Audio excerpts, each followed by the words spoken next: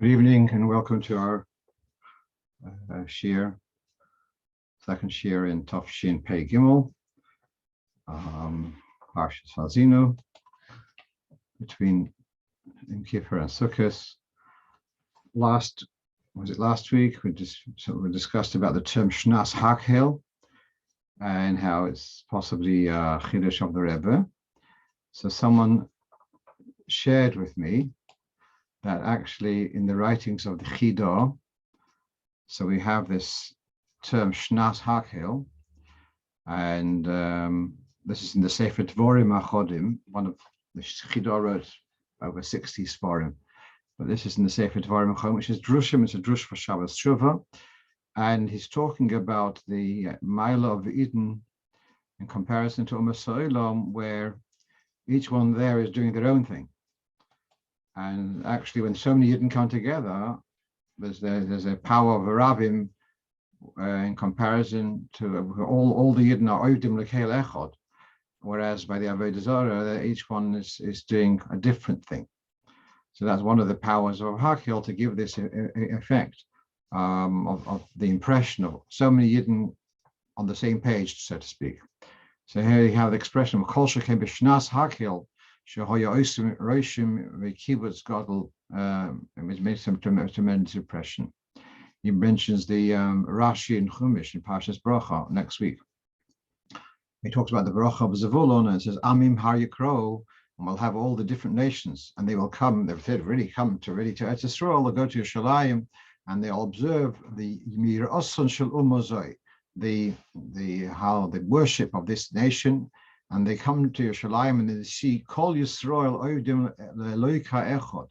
All Yidden are worshipping one God and eating one type of food, whereas by them, one serves this God, one serves that God, one serves this type of food, one serves that type of food, and they are very impressed by the oneness, by all the Yidden doing the same thing, and that's causing them to be misguided. So it says Sham Yizbechu Zivchei Tzedek. So this idea of so many people come together and they're on the same page, having the same belief, etc. That's part of the impression of Hakhel. Okay, we'll go on to the next. But the Chiddush here was that he uses the word Shnas Hakhel. Okay, fine. Let's go on. So here we had a question. Someone who's there's a list in Simon Tov Reish Mem who is obliged to eat in Sukkah, who's exempt from eating in the Sukkah. So the din is a choile, a person who's ill, even if it's not a question of danger. Here we have from the Alter Rebbe's Shulchan Aruch, he's just got a headache or something. So then, and the fact is, the concern is that the presence of being in the Sukkah is irritating, is making it more difficult for this person. So the person is suffering illness, and the Sukkah is aggravating that illness, or that feeling that they're not feeling well, not necessarily the illness itself, but aggravating the person's suffering. Therefore, they are exempt. And here, the halacha goes even further, that even the mishamshov, even those who are attending the patient, are also exempt from being in the sukkah, because we have the idea of oisik b'mitzvah potem in a mitzvah. And since they are engaged in the mitzvah of tending to the chayla, therefore they are exempt of the mitzvah of dealing with of sitting in the sukkah. The question was then raised, what about the first night of Sukkot? Because we know that the halacha, at least there's one opinion in the halacha, which the Alter Rebbe follows keiker, that if it's raining the first night, one still has to eat in the sukkah a kazayis. So here's the question: well, if mitzdayer, if a person who feels uncomfortable, has to nevertheless eat a kazayis in the sukkah the first night, so what about the choile? Does the choile have the same rules as mitzdayer, and therefore, where possible, should eat the kazayis in the first night? So I saw here you got the Sharet Shuvah, who's quoting from the Shvus Yaakov, and who does take the view that the Balayla Rishona, the first night of Sukkot, just like a mitzdayer is chayev, so to the choile should also have a chiyur to sit in the sukkah. Although there are those who disagree with it, and in the Mishnah Brura of the Dirshu edition on Siman Tov Reish Mem Ha'ora 8, he has a discussion about this. Some say the Chayla is totally exempt. Others say, as we just said, that if possible, we're not talking about a Chayla who's in a hospital, but a Chayla who has got the ability to, with a bit of effort, to be in the Sukkah, although it's going to be a bit of an endurance. So the first night should endeavor to do so. Okay, we go on to the next question, and that is, I think I mentioned this in the previous shiur about black Arovois. Now, the reason why the Arovois get black, or how it happens, is if you leave them, if they're left in a lot of moisture. To keep the Arovois fresh, if you have a sealed bag and a little bit of moisture, they keep well, and they stay green. But if they are in a lot of moisture or in a pool of water, then they tend to turn black. And for years I'd been concerned that is actually not only not nice, but I was concerned it might be possible, because I know the halacha is an Esrog, which is turned black. It's generally, the halacha says, it's a Mishnah, it says Esrog HaShochar is possible. So I thought that perhaps black Arovois are also possible. I happened to be in the bookstore and I picked up this sefer. It's called Oitzer Arba'as Haminim. It's a revised edition of the Arba'as Haminim, which is published by Weissfish some 50 years ago. And so this is his son who made a new edition, lots of extra stuff. And there he quotes for the Ramban that the din of discoloration only applies to the Esrog to disqualify it. But if the other species are discolored, then that's the Lulav, Hadasim, and Arovois. If they are discolored, they are not possible. So it may be not beautiful, but so I'm happy to retract and to say that black Arovois are kosher, but I still maintain they're not beautiful. Right, so here someone asked the question, you have, in Chabad especially, we use so many Hadasim, sometimes it's a little bit out of control. Would you be able to use rubber bands or elastic bands in the UK and then put your Lulav rings on top? So here we have from the Alter Rebbe Shulchan Aruch in Siman Tov Reish Nun Aleph. As we know, although there are those who Antanoim who hold that halulav tzorich eged, it's imperative that the lulav is bound. The Alter Rebbe doesn't follow that view. I mean, the halacha doesn't follow that view, and the halacha is lulav ein tzorich eged. The lulav is the binding of the lulav is not imperative for the kiyum ha-mitzvah. Then we have now, let's read this text in Shulchan Aruch Tov Reish Mem Sif Gimel, Tov Nun Aleph Sif Gimel. You are allowed to bind the lulav with a ribbon, a string, even there's a different species. You might argue he's got, instead of holding 4 species, he's holding 5 species.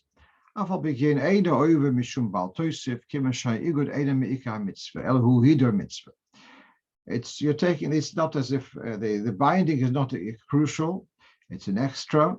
But he's here so to add an extra species, to put some a rose or a lily or something along with the arba minim, that would be bal toisif. But to have a string to hold them together, so generally we don't do it. But if there's, for whatever reason, the person feels that they won't be able to control it, in this case, if you want to use a rubber band, and then I guess conceal it with the lulav rings on top. So minad din, that's okay. Go on. So following on from our discussion last week, I was gratified. Some of the Kohanim said they never heard of this idea of the Kohanim washing their hands on Yom Kippur till the wrist in the morning. I'm also now a little bit more knowledgeable that the Kohanim, when they wash their hands, they wash not like Nagelwasser, but like we wash for bread.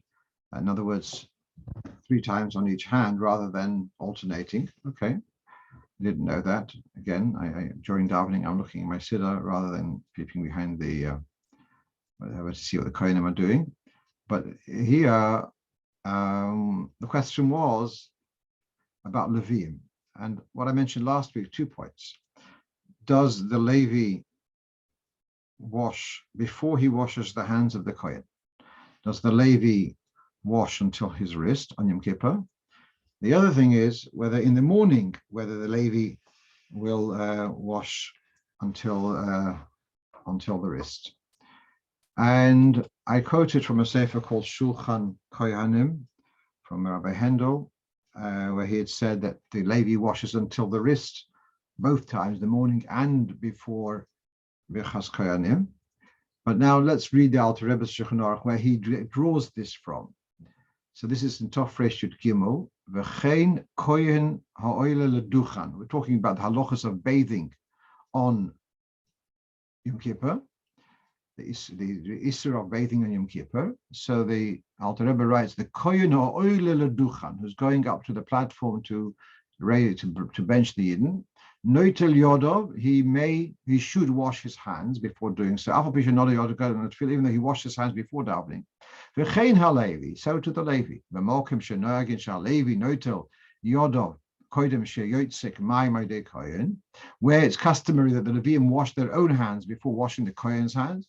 Mutaloi little b'yom kippurim kiven she'enim eskaven atayim, because they are both Kohen and Levi are allowed to wash their hands on Yom Kippur because they're not doing so for indulgence, rather they're doing so because of the mitzvah. But it does not say here whether he washes till his wrist or washes just his fingers. It doesn't say that at all. So with all due respect, the source of this, actually, here's an interesting historical source. The source for this whole discussion is from the Sefer of Shalosh Marash Halevi. And he has a question. You've got in a town where you've got a Gadol Yisrael who is a Levi. And the Kohanim are the butchers. Now, without any affront to the butchers in town, they might have nice people, but the question was, does the Levi, this Gadol Yisrael, have to wash the hands of the Kohanim, who are very simple people? And so that was a long discussion. This should Marash Halevi, and it also comes up about Yom Kippur. But it does not say here in this source how much the washing is. Why do the Leviim wash their hands before washing the Kohanim's hands? Because, well, why idea that they purify themselves before giving purity to the Kohanim. Now, so the Alter Rebbe does not spell out how much the Kohanim wash and how much the Leviim wash. Now let's take a look at the Mati Ephraim. Let's see in Tov Resh Chaf Aleph. He says after the Avodah, then we have then the Kohanim move from their place in order to gear up for Keduchening, and they have their hands washed from the Leviim, and they should wash Netila Gemura Ad HaPerek, so that they should wash until the wrists. And he says, in the places where it's noyagim, that the Leviim wash their hands before they wash the hands of the Kohanim, so the Leviim should also wash the hands on Yom Kippur. However, he says, Lo yitlu ela ad kishri etzba'iseyim v'lo yoyser. The Leviim, their washing is not it's a nice minhag that the Leviim purify themselves, their own hands, before purifying the hands of the Kohen. But it's on the level of minhag. It's not on the level of a din. It's not a level of, whereas the Kohen washing their hands is a halacha, a shiur. And so he, in his notes, in Pischei Shorim, I think it's called, he explains that the washing of the hands of the Leviim is not such an important thing that it should be allowed to wash all the way till the wrist. So I beg to differ with this other sefer, with this Shulchan Kohen. And we have here an eminent posek, the Mati Ephraim, who says that Leviim only wash until their fingers, unless we have a strong source to the contrary, that the Leviim should wash their hands till the wrist. I think we should follow what the Mateh Ephraim says. Right, let's go on to the next question.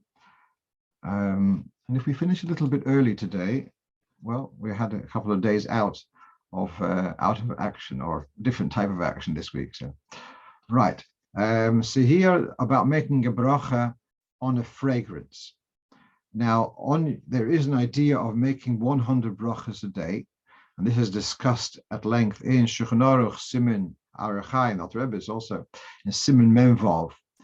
That's also why we have the morning brachas, so to speak, somehow to fill up your quota of brachas.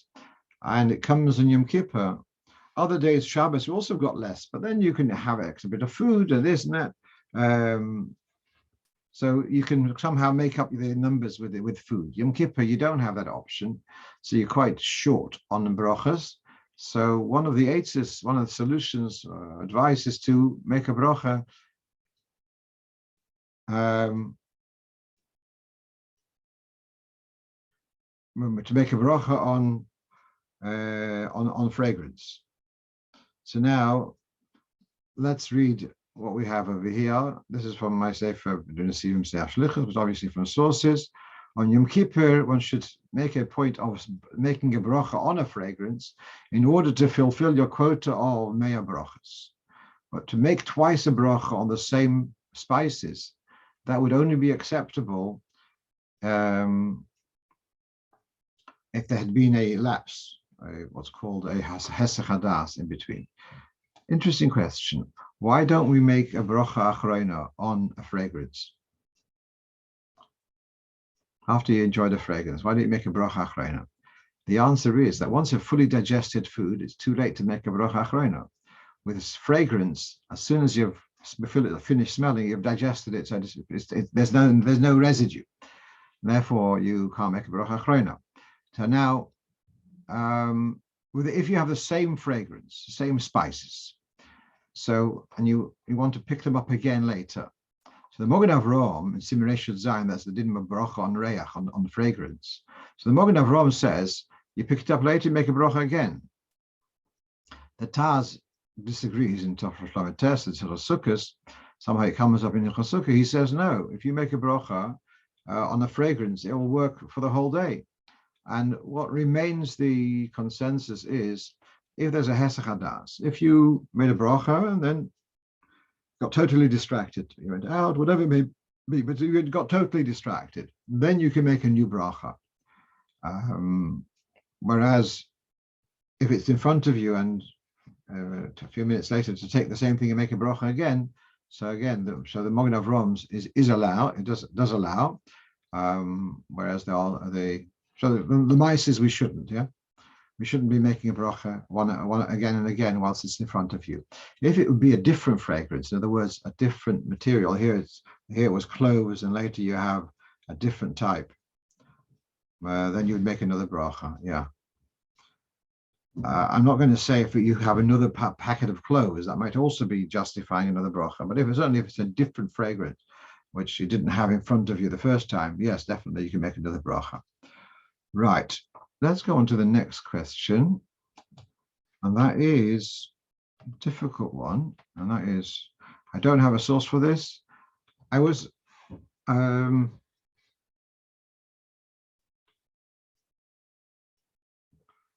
missed out number 5, I see. I don't know what you have, but I missed out number 5. That is about the Kohain Chazan jumping at the Amidah. Again, so let's read that. And that question number 5, which I did miss out, and that is at Kor'im, this I had a couple of weeks ago, the Chazan has to, all of us, all the men will bow down and prostrate themselves, and the Chazan's got this omid in the way, so is he allowed to jump back? And that's one issue. And the other similar issue is a Kohen who is Chazan, and he wants to also now face the people for Bechas Kor'im. If he jumps with his feet together, does that resolve the issue? So I don't know what happened to that, but it should be somewhere here on the list. Here it is. So that's number 5. And that is, so Maria, my question, I see that some people have a perception the fact that you keep your feet together solves the problem of moving. They are under the impression that the issue of moving during davening is that you mustn't separate your feet. That's not the way I understand. My understanding is that no, the idea is that you should not move from your place. Whether you move with both feet together or feet separate, that's secondary. So here we had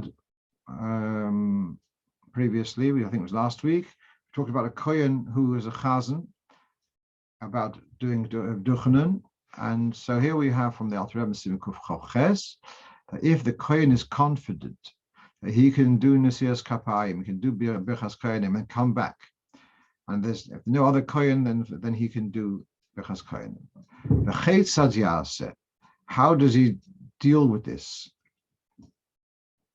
Yaakoi Raglov Ma'at Be'avoida Lalis Leduchan. Now, may not be so well known, but Kohen certainly know this.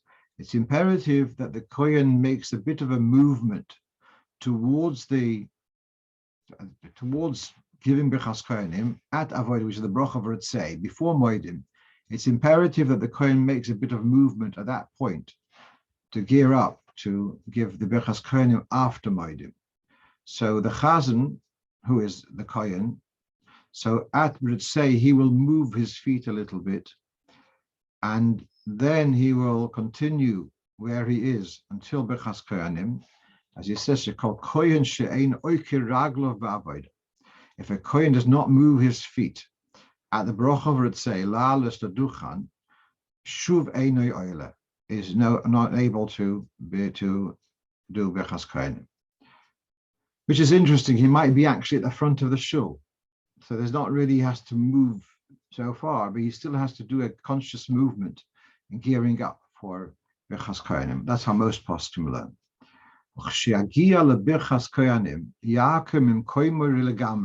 And once it comes to actual Birchas Kohanim after Moedim, he will move away from his place. He doesn't talk about jumping or with like feet together.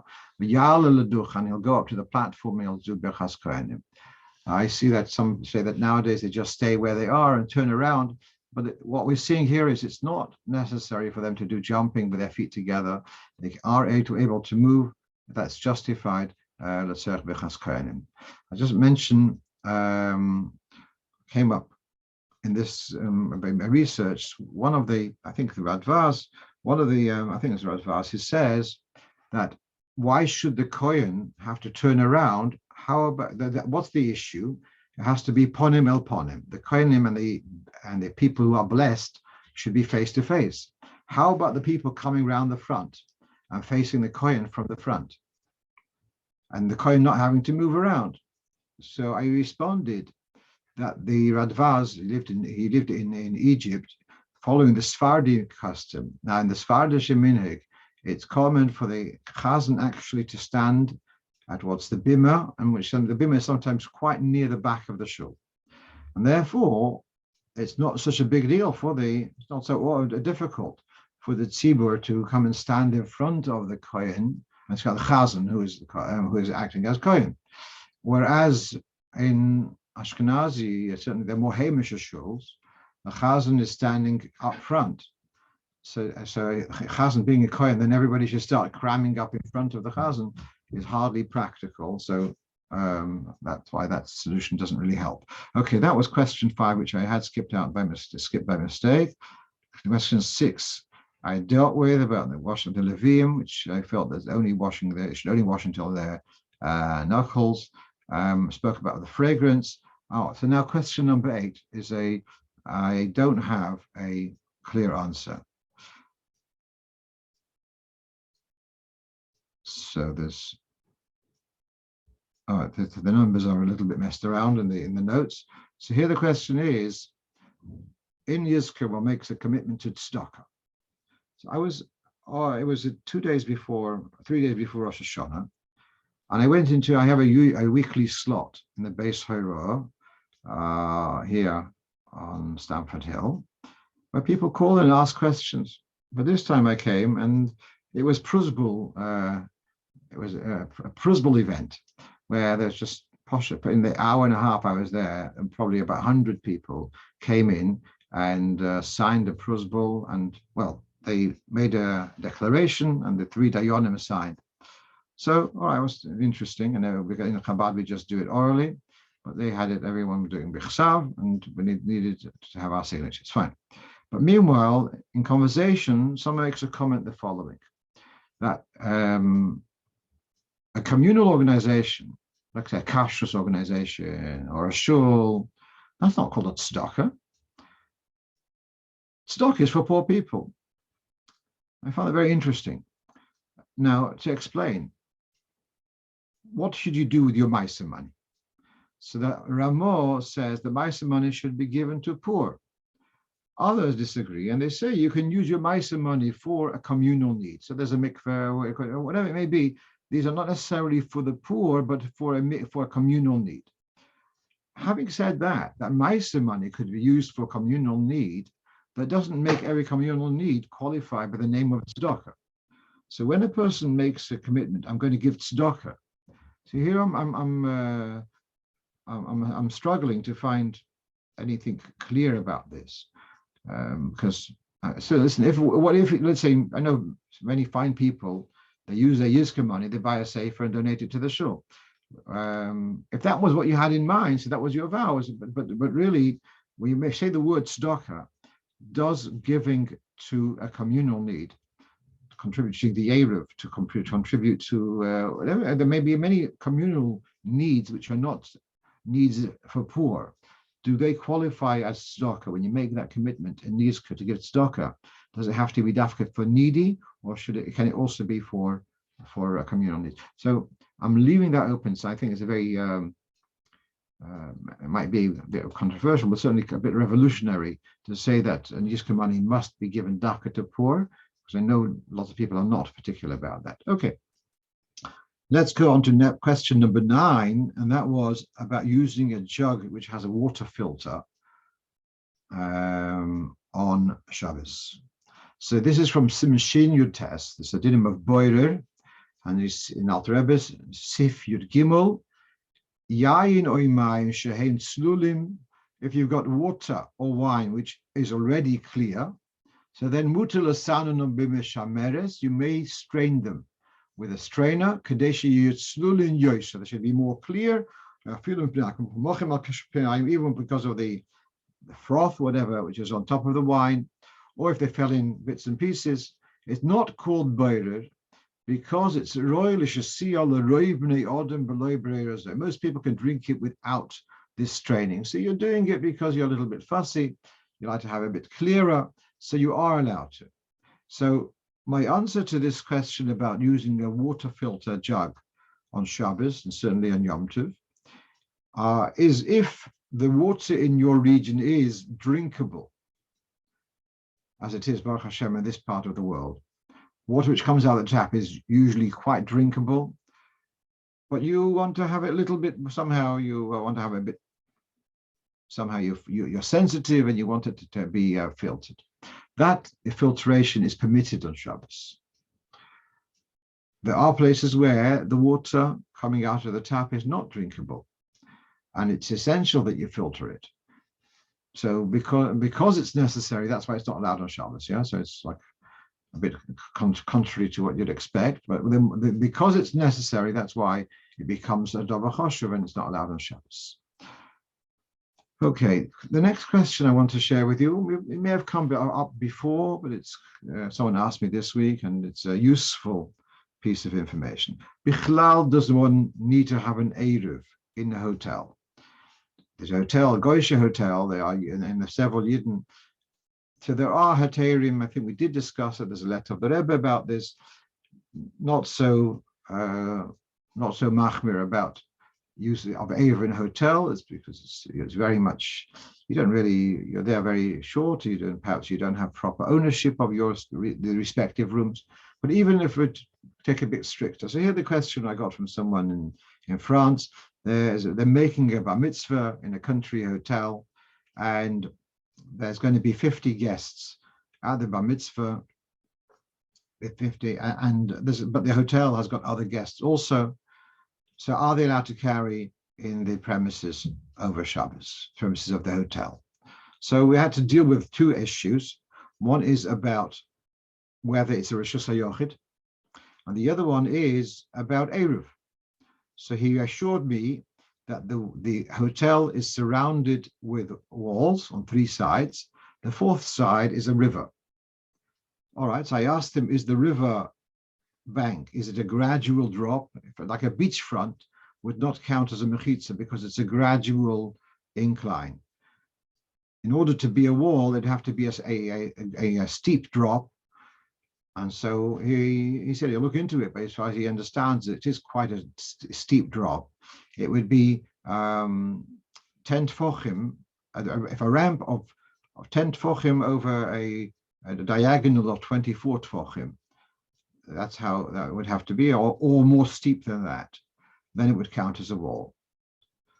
So that's as far as whether the riverbank counts as a wall. If it's a steep drop, then that counts as a fourth wall.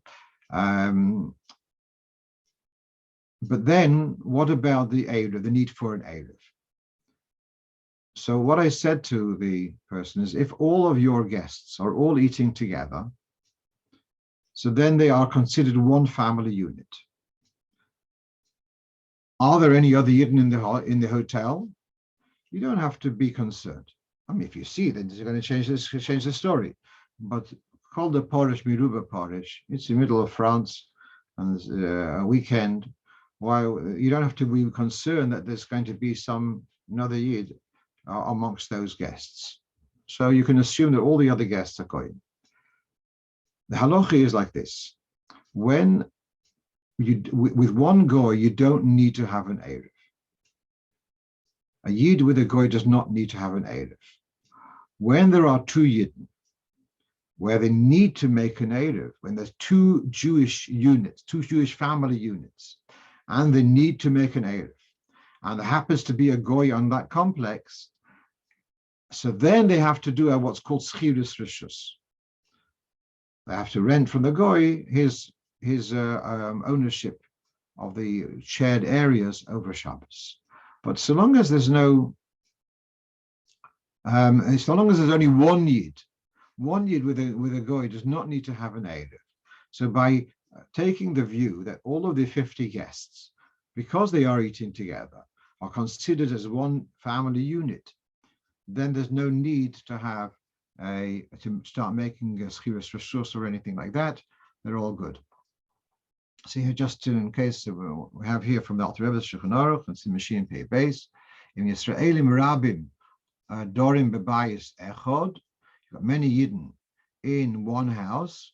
Eina Oisa alone, the goy's presence is not a problem. Right. It says even bottom harbe, even if they're separate cottages, even, but they are all like a one unit. There's brothers who are all living in the same complex. They've got separate houses, but they all get food from their father, and so they are still considered one unit. And if a goy is there, they do not need to make any arrangements with their goy. So when there's a single unit or a single family unit, there's no need to have an eruv. There's no need to have schiris rishus to resolve the fact that goy is present. Okay. I want to add, someone's asking, if I give money to a mikveh, that usually in itself makes a profit, but the organization overall is a charity, is this tzedakah? I don't know, especially to what we just discussed. What does it mean it's a tzedakah? It gives free dips for poor people? Or does it give out food for Yom Tov? If it's a communal facility, that's what we've said. A communal facility is to cater for the community. That doesn't make it necessarily a tzedakah. That's really the very point. You can have a community, Baruch Hashem, they're making very nice facilities for their community. So they're catering for themselves. Don't say hate, but don't call it tzedakah. Okay. Two other points which I want to share with you, and then finish off with this tidbit about the davening of Yom Kippur. Someone contacted me today. He's living somewhere in Europe, he's living upstairs does not have the chance to the opportunity to build a sukkah, so they're going to be eating out each meal. Where should his wife ben shlicht? At home or at the house where they're eating? So I told him that your primary chiyuv is to have light at home. Your primary chiyuv of benching licht is in your own home. And therefore, if you light candles at home, and then you go elsewhere. When you light at home, you also have in mind, and here's always the people understand to ask, but by the time I get home, my candle's going to be out. When you light candles at home on Erev Shabbos and on Erev Yom Tov, you have in mind also the electric lights. They are also part of your mitzvah, and the bracha is including those. Now here it gets a little bit complicated. The second night, what are you making a bracha for at home? Because the second night, you can't say you're making a bracha. The candles you light, you're not going to enjoy them because you're going to be out. The electric lights were been already switched on 25 hours ago. So what you're making a bracha on? So I wrote to this fellow that the second night is actually preferable to light at where the host is. So what I'm saying is like this: if your lighting is the essential chiyuv, really it should be at home. If your lighting is an extra, then it should be by the meal, because at the meal, then the more oiro, the more simcha, the more light, the more gishmak it is. So the second night, I don't see a justification to make a bracha on lighting at home where there's no need for those candles and there's enough electric light. And therefore, the second night to make the bracha at one's host. One last thing before the Tfilas Kohen Gadol, which you have on the screen, and that is, we had this discussion, was it last week or 2 weeks ago, about the hearing aid, and which has rechargeable battery. And I compared it to other malachas which are being done, cooking, whatever it may be. So someone called me this afternoon. He says, I want to explain to you how recharging batteries works. He says that basically you've got in the battery, there's the electrons. Now don't ask me what an electron looks like, but the electrons at one end, and when they get used, they go to the other end. And the recharging is basically pushing back the electrons from the one back to the first side. So that's all. It's not making something new. It's just moving something from one side to the other, which is interesting. I find it very interesting. Does that make a difference, halacha? Possibly. It's not. In other words, it's not a new circuit. All it's doing is moving the electrons from one place to the other. Perhaps there's more room to be made because of that. I'm going to leave that at that. And just to finish off with something from the davening, and that is, we have here the Kohen Gadol. The Kohen Gadol goes into the Kodesh HaKadoshim 4 times on Yom Kippur. The most significant one is when he goes in with the Ketores. That's the first one. Goes in with the incense, and once he's done that, he steps out and he says a short prayer. The reason why he says a short prayer is because if you start saying it long, people outside will get all anxious. Why is he taking so long? And perhaps something happened to him. But he has this prayer where he says that the coming year should be a year im shchuna geshuma. If it will be a warm year, it should also be should plenty of rain.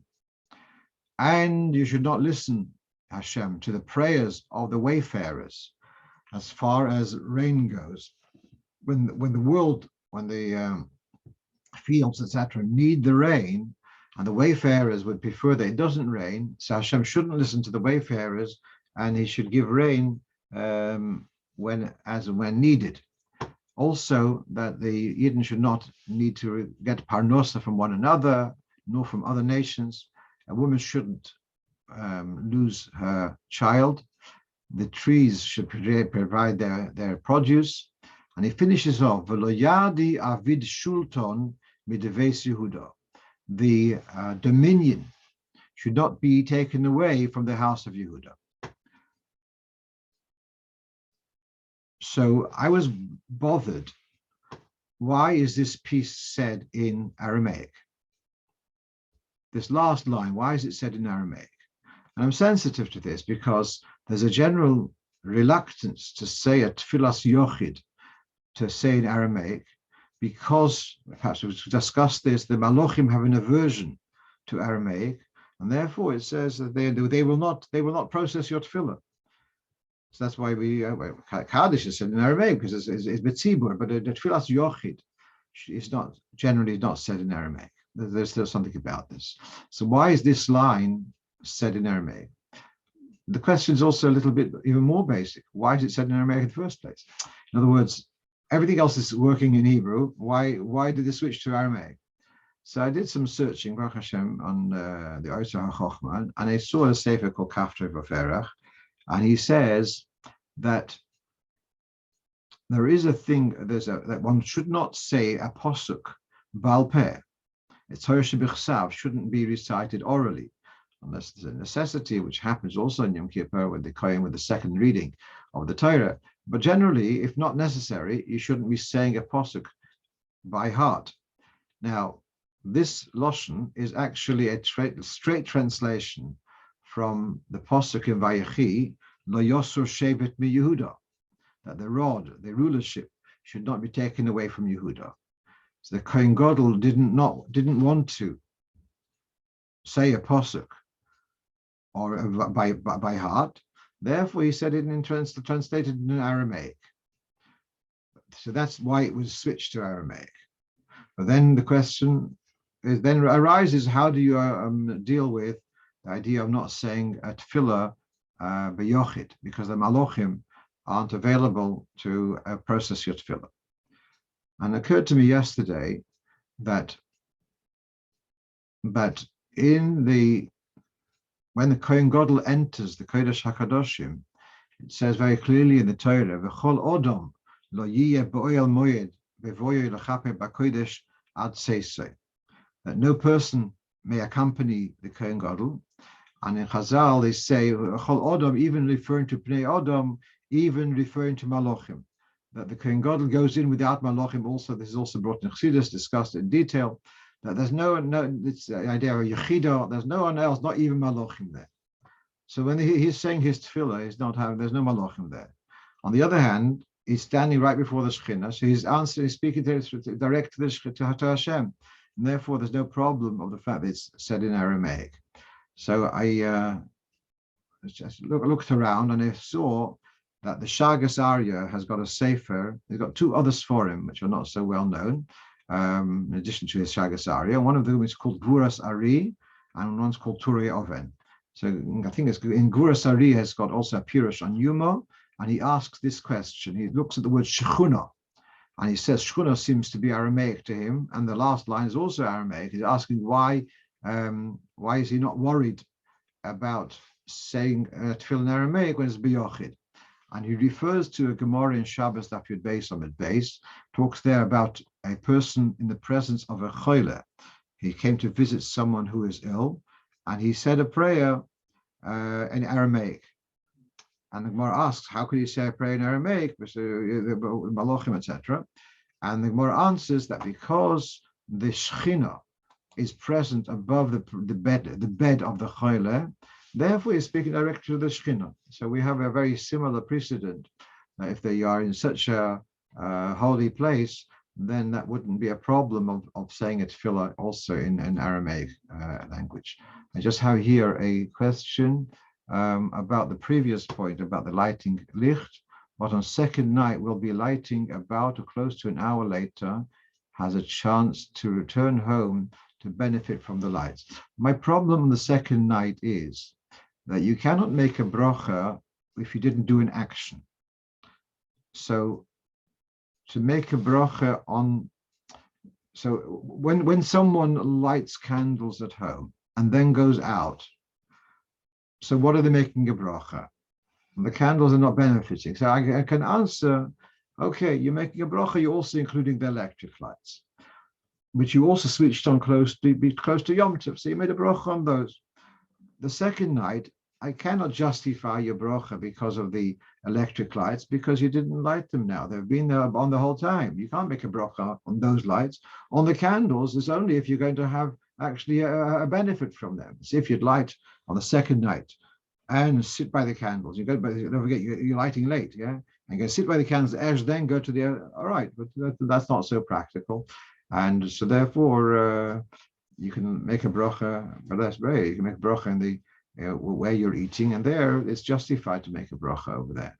All right, I'll stop with that and wish you all a very good evening, good Shabbos, good Yom Tov, and do we have a slot during Sukkahs? Yeah, I guess why not? Yeah. So Mrs. Hashem is here again, Chalamoid, and Zaytalig is in the cult.